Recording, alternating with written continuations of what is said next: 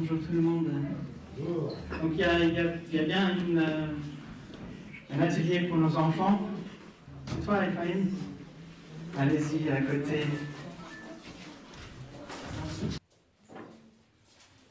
Donc ce matin, si vous prenez des notes, j'ai fait le style un peu baptiste. J'ai une introduction, j'ai mes 3 points et j'ai une conclusion. Et ce matin, je suis vraiment touché pour partager ça parce que c'est ma travail, comme il disait Maria.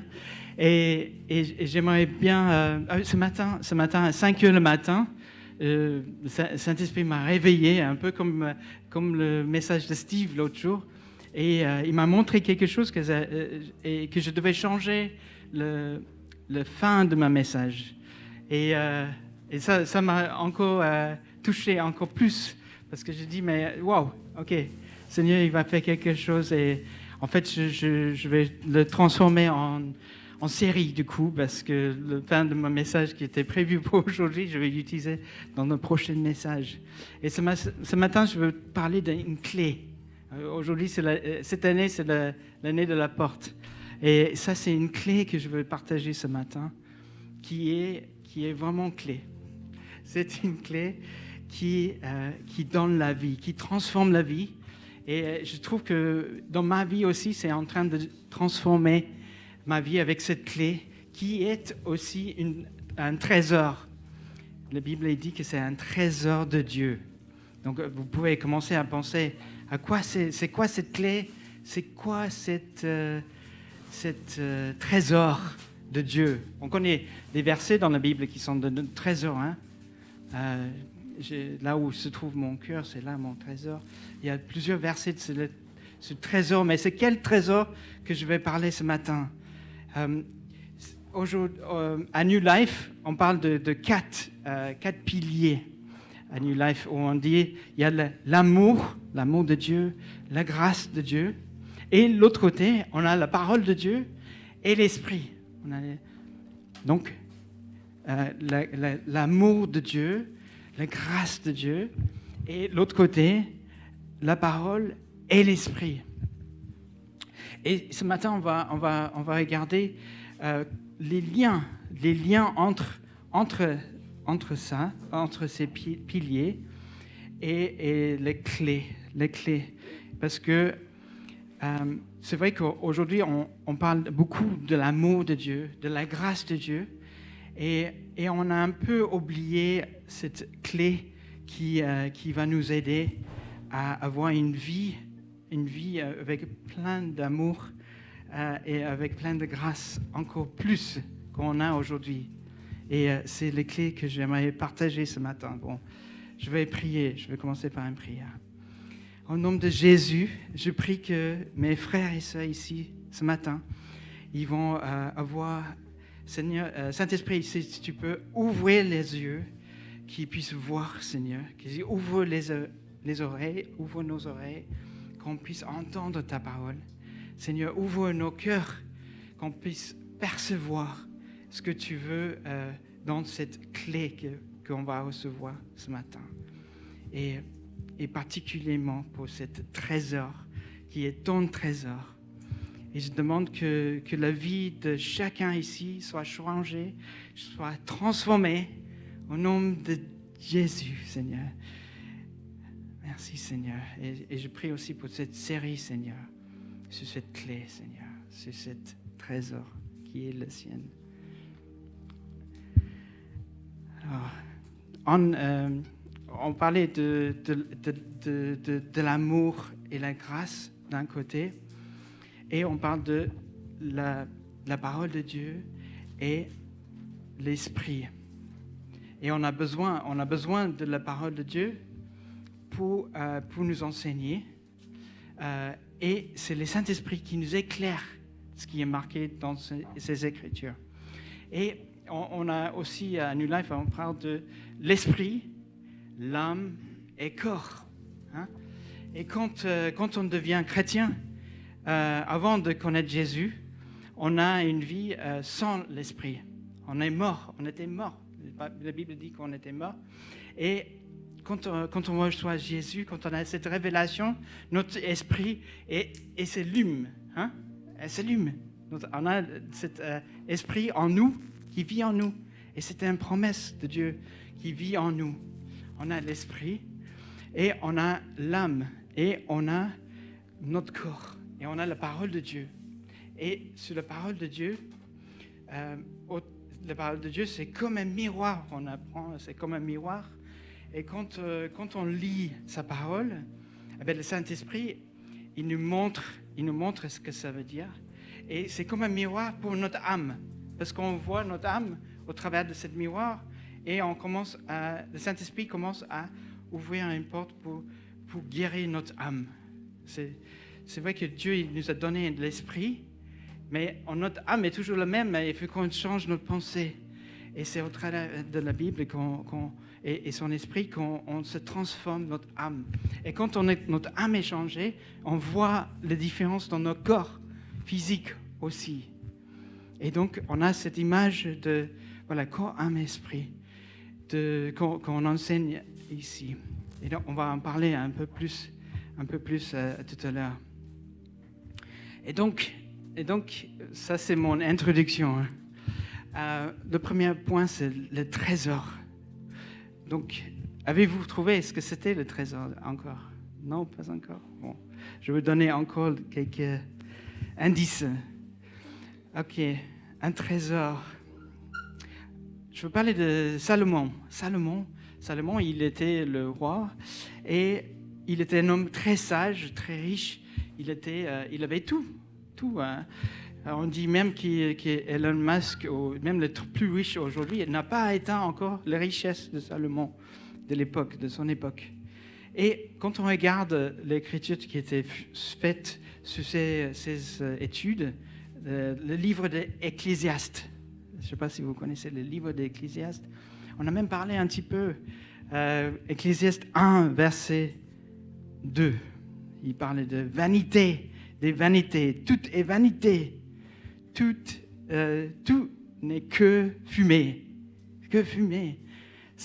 Mais qu'est-ce qui se passe? Ça, c'est le Salomon qu'on connaît dans les proverbes, qui avait toute cette sagesse. Et attends, mais de quoi il parle? C'est vrai que fumée, c'est quelque chose qui apparaît comme quelque chose de solide. Mais quand on attrape le fumée, c'est que de l'air impur. Hein. Mais voilà, et il a dit, vanité, tout n'est que le fumée.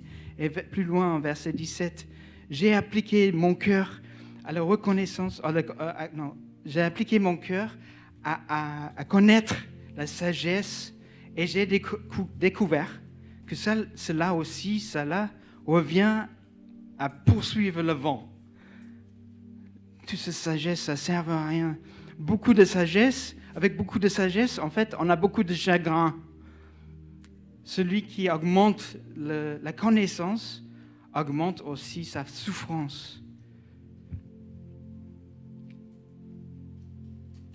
À la fin de cet épisode, en fait, d'Ecclésiaste, on voit qu'il a quand même trouvé, il a même quand même trouvé la solution. Donc, en chapitre 12, verset 13. Donc Ecclésiaste 12, 13. Écoutons la conclusion de tout ce discours. Crains Dieu et respecte ses commandements, car c'est ce que doit faire tout homme. Voilà la clé qu'il a trouvée.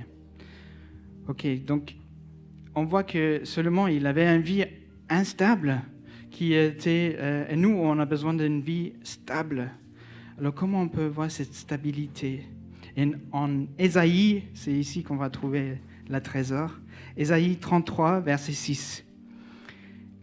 Il assure la sécurité, il assure la stabilité de ton existence.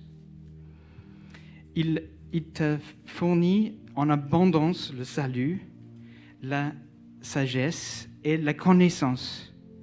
La crainte de Dieu, tel est le trésor de Dieu. La crainte de Dieu, tel est le trésor. Wow. La crainte de Dieu. Et pourtant, nous, on pense toujours à l'amour de Dieu et la grâce de Dieu. Et bien là, c'est quoi? Il faut avoir peur de Dieu. Mais qu'est-ce qu'on fait quand on trouve un trésor? On fait quoi? On va le mettre à la banque. Si c'est l'or, on va le mettre dans un coffre-fort. On va peut-être la bâlir et le porter pour que les gens voient que c'est joli, hein, un trésor. On va prendre soin. Alors, qu'est-ce qu'on va faire avec ce trésor qu'on vient de trouver? De craindre Dieu. Alors, donc, point 2, craindre Dieu. Mais qu'est-ce que ça veut dire, Paul? Mais je pense que dans l'Ancien Testament, on parlait de craindre Dieu, avoir peur de Dieu. Et aujourd'hui, on parle de la grâce de Dieu, on parle de l'amour. Voilà, on n'a plus besoin d'avoir peur. Hein? 2 Timothée, on l'a eu sur le mur la semaine dernière. 2 Timothée 1, verset 7. En effet, Dieu ne nous a pas donné un esprit de timidité, un esprit de peur, mais un esprit de force, de puissance, d'amour et sagesse.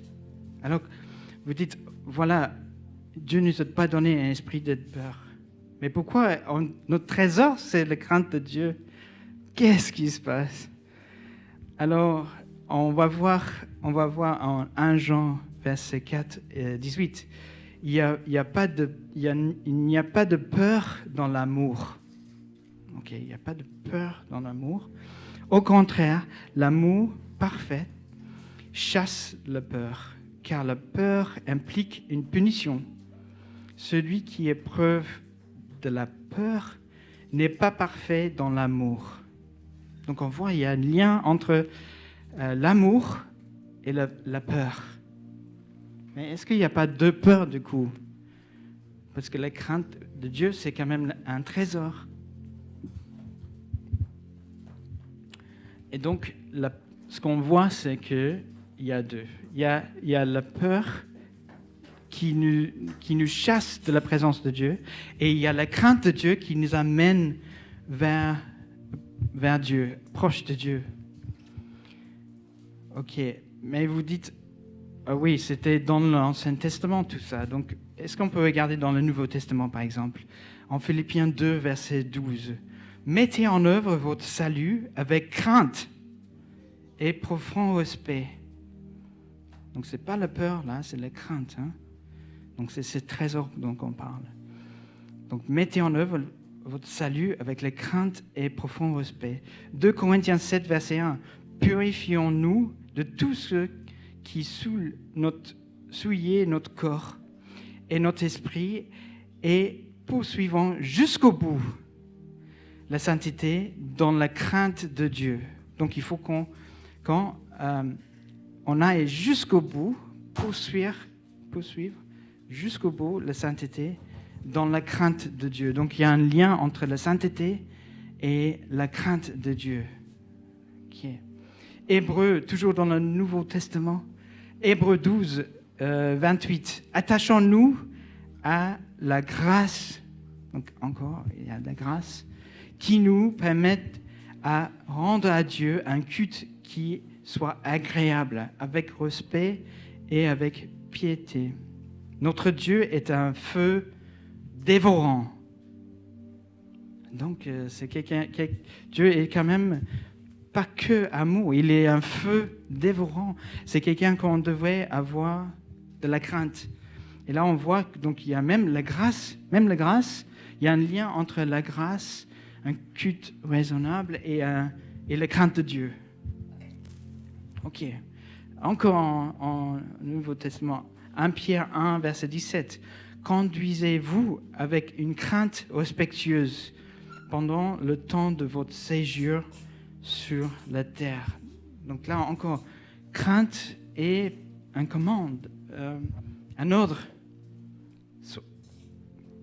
Donc conduisez-vous avec une crainte respectueuse. Donc on voit que ce n'est pas que l'Ancien Testament qu'on a cette crainte de Dieu. C'est pas que là. Et c'est vrai que pendant le Covid, il y a des choses qui sont des analyses, des records dans les églises aux États-Unis, et ils ont trouvé que 5% des Américains, depuis le Covid, dans la période de Covid, 5% des chrétiens, donc c'est 5% de la population d'Amérique qui ont tourné ils vont plus à l'église. Ils vont plus à l'église. Et donc c'est quelque chose comme 40 millions personnes, quoi. La moitié de la France, par exemple, qui était à l'église tous les dimanches, et là ils sont plus. Mais pourquoi? Comment ça se fait? Ils avaient la grâce, ils avaient l'amour. Qu'est-ce qui manquait? Est-ce qu'il manquait cette clé qui est un trésor de Dieu? Donc, il ne faut pas qu'on confonde la peur,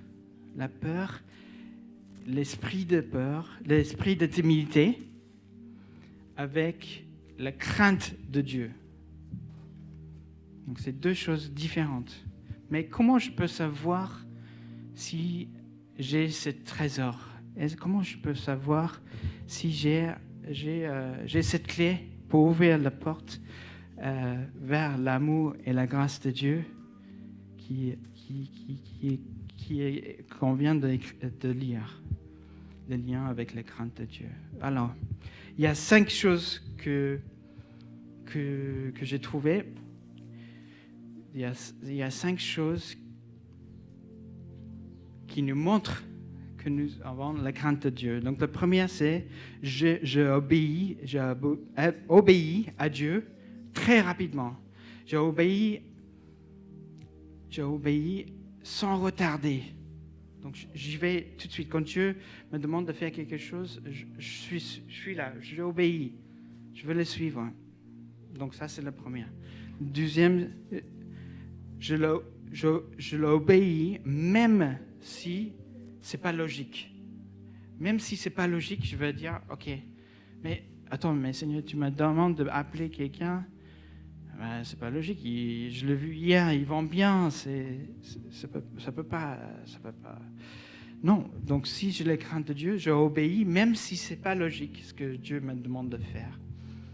Le troisième, c'est je obéis à Dieu, même si ça m'a fait mal. Même si ça me fait mal, je sais que Dieu il veut que je fasse quelque chose, mais ça va me coûter mon travail. Dieu m'a demandé de faire quelque chose, mais voilà, je veux perdre une relation avec un ami proche que j'aime beaucoup. Donc, ça c'est la troisième chose que je peux voir qui me montre que tu as la crainte de Dieu. Quatrième, j'obéis même si je ne vois pas le bénéfice pour moi. J'obéis même si... bon, ça ne sert à rien. Ça ne va pas m'assister dans ma marche, dans ma mission avec Dieu. Non, je veux obéir même s'il n'y a pas de bénéfice pour moi. Et le cinquième, on l'a lu tout à l'heure, je l'obéis jusqu'au bout. Jusqu'au bout, je vais l'obéir. Il m'a demandé de faire quelque chose, je vais le faire jusqu'à la dernière signature, jusqu'à le dernier tampon. Je vais aller jusqu'au bout à ce que Dieu m'a demandé de faire. Je ne veux pas juste faire un pas et dire voilà. Et je pensais à qui il y a un bon exemple de toutes ces 5 choses. Et il y a Abraham avec Isaac. Vous vous rappelez quand il est allé avec... et Dieu lui a demandé de le sacrifier. Et donc là, on voit qu'il n'a pas tardé. Il n'a pas demandé le conseiller. Est-ce que c'est une bonne chose de faire ça? Non, sans tarder, rapidement, il est parti aller préparer, aller monter la montagne. Donc ça, on voit qu'il a une de ces 5 choses. Le deuxième, c'est pas logique. Eh bien là, c'était pas logique du tout. Tuer ton propre fils, quand la promesse de Dieu pour ta vie, c'était d'avoir une famille nombreuse. Et c'est le seul fils que tu as. Ah ben ça, c'est pas logique du tout. La troisième chose qu'on a vue dans Abraham et avec Isaac, c'est qu'il a, il l'a fait, il a obéi, même si ça faisait mal à lui-même. Ben là, ça touchait son cœur parce que c'est son fils qu'il allait. Voilà, j'ai obéi à Dieu, j'ai craint Dieu plus, je vais le faire, même si ça va me coûter, j'aurai plus de fils. Le quatrième, c'était j'ai obéi, même si je ne vois pas le bénéfice. Et là, c'est pareil, je ne voyais pas le bénéfice. Je veux tuer mon fils. Comment ça peut être bien? Il n'y a pas de bénéfice pour moi. J'ai besoin d'un fils pour donner mon héritage. Et le cinquième, c'était j'ai obéi jusqu'au bout. Et là, on voit qu'il est jusqu'au bout, jusqu'à Dieu. J'ai dit, hop, stop. Et voilà, donc un exemple pour nous, pour aller jusqu'au bout, même si c'est un peu fou. Donc là, on a vu, il y a le trésor avec Salomon. On a vu la crainte de Dieu, comment c'est pas la peur, et que c'est dans le Nouveau Testament. On a vu les 5 choses, on a vu l'exemple d'Abraham. Et le dernier point, je voulais parler de la présence. Et la présence, c'est quelque chose que je veux parler plus sur le prochain épisode. Mais la présence, là aussi, on a 2 présences. Donc je parlais tout à l'heure de cet esprit, âme et corps. Eh bien, quand voilà, on a cette présence, Dieu, il habite en nous. Il a dit qu'il ne va jamais nous quitter. Il sera avec nous jusqu'au bout.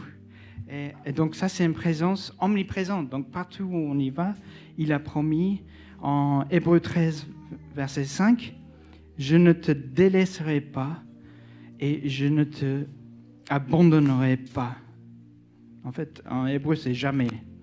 Je ne te délaisserai jamais. Je ne te abandonnerai jamais. Et donc on voit que ça, c'est l'omniprésence donc Dieu qui habite en nous, le Saint-Esprit qui habite en nous.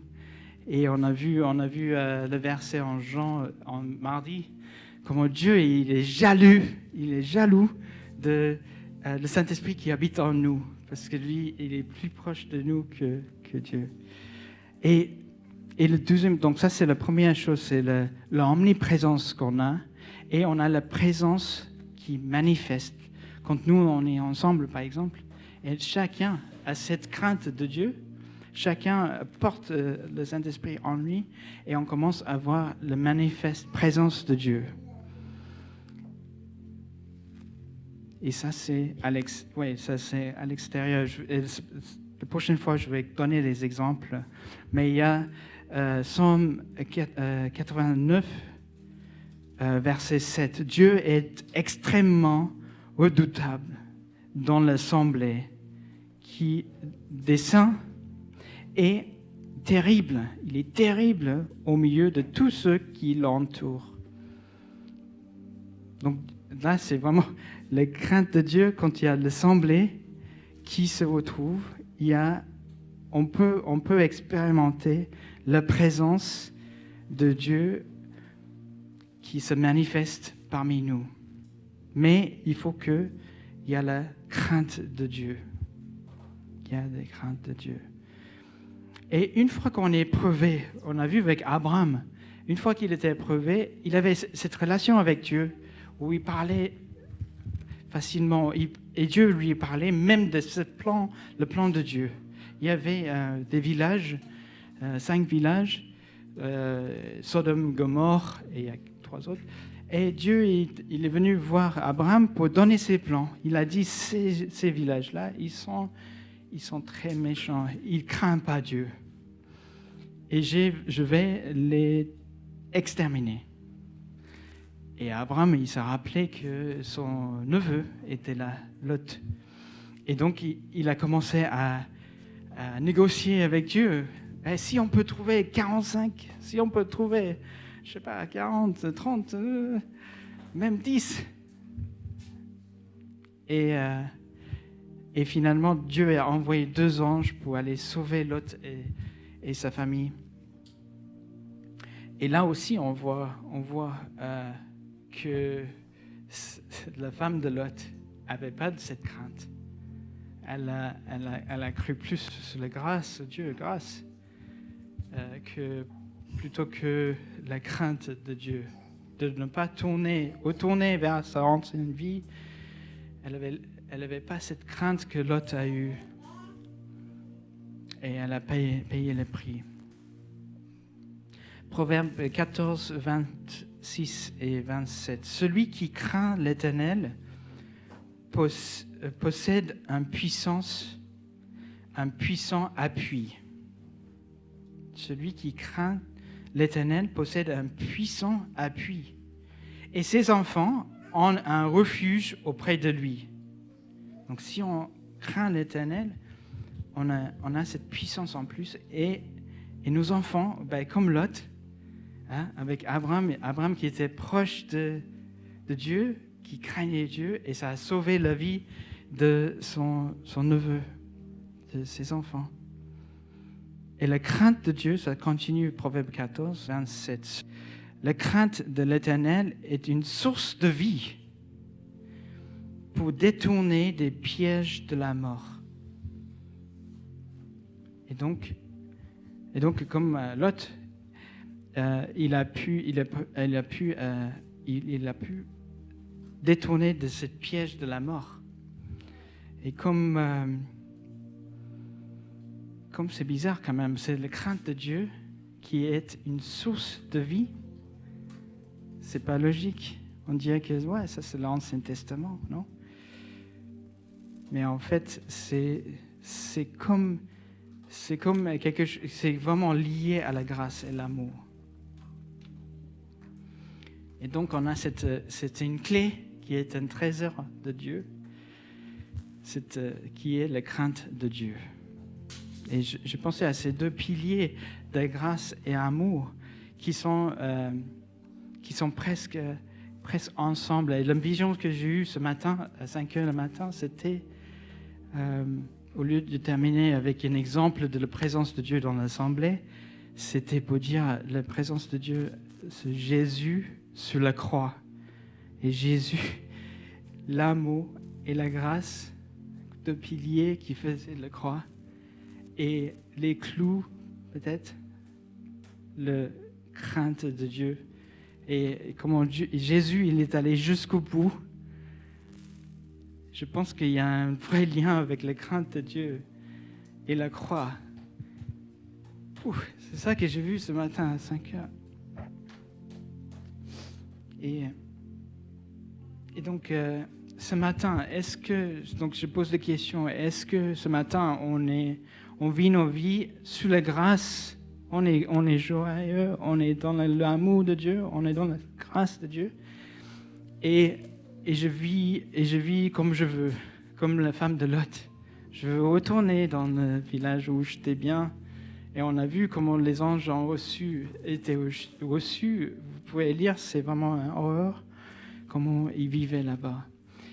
Et elle avait cette envie de retourner à son ancienne vie. Et est-ce que l'Église n'est pas comme ça? Est-ce qu'on n'est pas en train d'être piégé, où on est dans l'amour et dans la grâce? Voilà, et puis un pied là et un pied dans le monde où je peux pécher. Et ce que j'ai expérimenté en ce moment, c'est que quand on est sur cette crainte, en fait, on marche vraiment sur la grâce. Je ne sais pas si j'ai parlé de la grâce il y a un moment. En fait, c'est pas la loi et la grâce. C'est pas avant on était sous la loi et maintenant on est sous la grâce. En fait, c'est la grâce, c'est au-dessus. Donc, sous la loi, par exemple, on disait il ne faut pas commettre adultère. Mais sous la grâce, il ne faut pas qu'on pense. Donc, en fait, c'est beaucoup plus dur. Mais comment on peut vivre cette grâce? Mais c'est que sur la crainte de Dieu. Parce que quand on est sur la crainte de Dieu, on est près de lui. Et c'est lui qui protège nous et nos enfants et notre maison. Et ça, c'est une révélation qu'il faut qu'on ait, que pour l'Église soit forte, que nos familles soient fortes. Et peut-être vous êtes comme moi aussi, je battais avec ça. Et mais peut-être ce matin, on peut se dire, je repens, Seigneur, je me trouve avec deux pieds, un pied sur le monde, où je veux plaire à l'homme, et un pied où je vais jusqu'au bout. Non, je fais juste un pas pour Dieu, mais je ne vais pas jusqu'au bout. Et peut-être ce matin, on peut prendre le temps pour prier les uns pour les autres, ou juste tout seul là où vous êtes, on peut se mettre debout, mettre un peu de musique peut-être, et dire, Dieu, je suis devant toi ce matin, et je veux recevoir ce trésor que tu nous as donné. Je veux recevoir cette clé qui va ouvrir une porte, une révélation, pour que je puisse marcher vraiment sous la grâce de Dieu. Et marcher près de toi, comme Abraham, quand il a marché avec toi, et qu'on puisse recevoir aussi des messages de ce que toi tu vas faire dans l'avenir pour prévenir notre famille. Seigneur, que la vie sera beaucoup plus simple, Seigneur. Et nous avons besoin de toi, Seigneur. Hein? Je propose qu'on se mette debout pour prier. Seigneur. Oui, Seigneur. Merci, Seigneur, pour ta grâce, ton amour, ta parole, ton esprit. Seigneur, nous voulons vivre pleinement cette vie d'enfant de Dieu. Nous voulons marcher avec toi sans peur, mais avec crainte, avec beaucoup de piété, Seigneur. Seigneur, nous ne voulons pas sortir de ta présence, Seigneur. Nous sommes terrifiés de s'éloigner de ta présence. Seigneur, nous sommes terrifiés de vivre comme Jésus sur la croix. Il était terrifié quand il était loin et s'éloignait de Dieu, de son Père. Seigneur, qu'on a cette même crainte de jamais s'éloigner de toi, de toujours aller vers toi, Seigneur. Nous savons que quand on va vers toi, tu seras toujours là pour venir vers nous. Seigneur, on a lu ça mardi. Seigneur, que tu es grand, Seigneur. Tu es extraordinaire, Seigneur. Qu'on puisse prendre ce pas de foi pour t'obéir, même si c'est bizarre, même si c'est complètement différent de ce que nous en pensons. Seigneur, prends contrôle de nous, de nos pensées. Seigneur, donne-nous cette clé qui est ton trésor. Amen. Amen.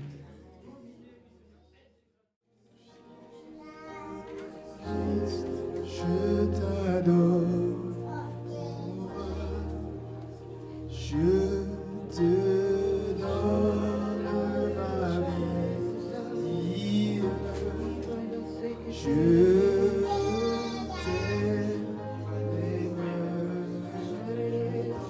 Jésus-Christ,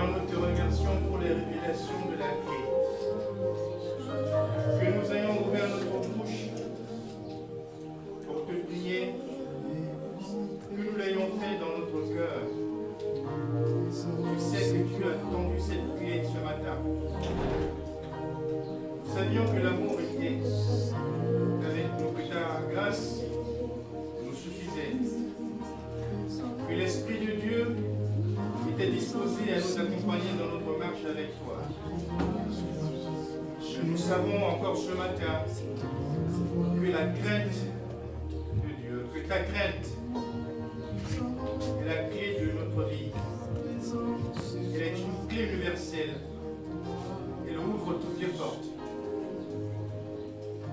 Oui Seigneur, ton peuple est devant toi ce matin. Nous voulons être revêtus de ta crainte.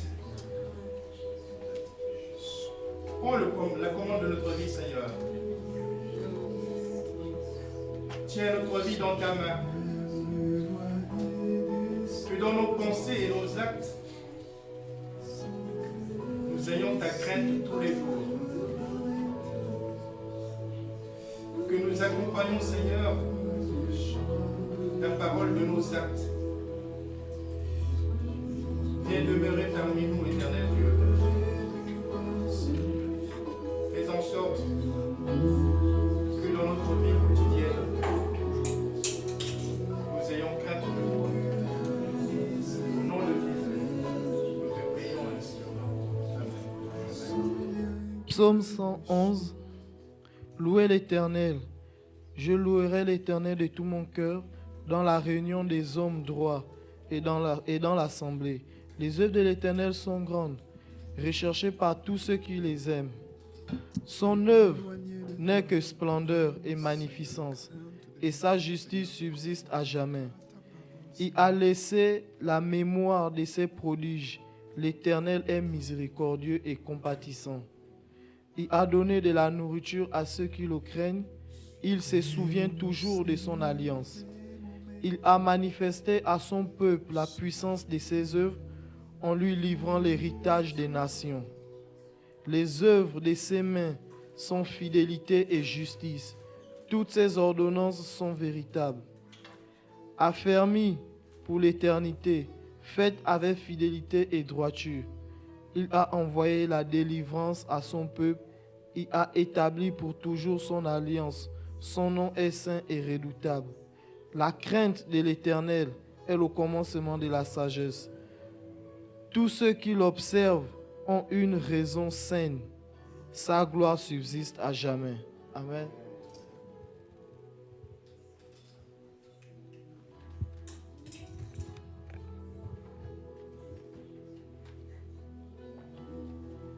La parole que nous avons reçue ce matin de la part de Dieu, la crainte de Dieu, ce n'est pas simplement une phrase, ce n'est pas simplement un mot. Ça doit être notre quotidien à nous. Tu sais, quand tu es tout seul, il y a des pensées qui te traversent. Quand tu es tout seul, tu as ton téléphone. Tu as des messages, tu as des images, tu as des vidéos que tu regardes. Tu es tout seul. Personne ne te voit. Si le Seigneur ce matin voulait faire vraiment projeter nos vies à tous ici, au tableau, je pense qu'on va tous fuir. Parce que je suis conscient que des fois on oublie cette dimension. Des fois que moi j'oublie, des fois que toi tu oublies cette dimension de la crainte de Dieu. Paul a très bien dit ce matin que la crainte de Dieu, ce n'est pas la peur de Dieu. Et la grâce, la véritable grâce de Dieu nous amène à craindre Dieu. L'amour que nous manifestons pour Dieu nous amène à craindre Dieu. Chez nous à la maison, comment on est? Quelle est notre relation au sein du foyer? Quelle est notre relation avec nos enfants? Quelle est notre relation avec nos conjoints? Quelle est notre relation avec le collègue du travail, la collègue du travail? Quelle est notre relation avec nos amis? Lorsque nous sommes en train de travailler, est-ce que nous disons que de toute façon, ce n'est pas mon travail, c'est pour le patron, ce n'est pas mon entreprise? Ou bien on le fait parce qu'on a la crainte de Dieu? La Bible dit clairement, Paul dit, Colossiens 3:20, il dit que tout ce que vous faites, faites pour le Seigneur et non pour les hommes. Alors, si on a la crainte de Dieu, on fera des choses pas pour plaire aux gens. On fera pour la gloire de Dieu. Et c'est une clé extraordinaire que ce matin, vraiment, que Dieu nous pardonne pour chaque fois où nous avons fait comme si nous étions tout seuls. Que le Seigneur nous pardonne et que le Seigneur nous remette sur le droit chemin. La crainte de Dieu nous permettra d'aimer les gens autour de nous. La crainte de Dieu nous permettra de nous supporter mutuellement. La crainte de Dieu nous conduira à ne pas nous regarder en chien de faïence. La crainte de Dieu nous conduira à ne pas courir derrière les choses de ce monde parce que nous savons que nous avons un Père extraordinaire. La crainte de Dieu nous préservera de tout mal et de tout péché. Voilà, ce matin, le message est semé. Est-ce que nous allons laisser ce message ici sur le banc et rentrer chez nous? Moi, je prie ce matin que chacun de nous rentre avec ça. Que ce soit notre partage de tous les jours. Que nous soyons aussi des hommes et des femmes au travers desquels Dieu va transmettre la dimension de sa crainte dans ce monde qui part en vrille. Ce monde qui vit sa vie comme il a envie. Et Dieu veut ce matin que nous puissions être celles et ceux qui fassions la différence. Que Dieu nous bénisse. Que Dieu nous encourage. Que le Saint-Esprit nous rappelle tous les jours que Dieu est un Dieu saint, que Dieu est un Dieu jaloux, que Dieu ne supporte pas partager sa gloire. Que le Seigneur nous touche ce matin encore et encore. Au nom de Jésus.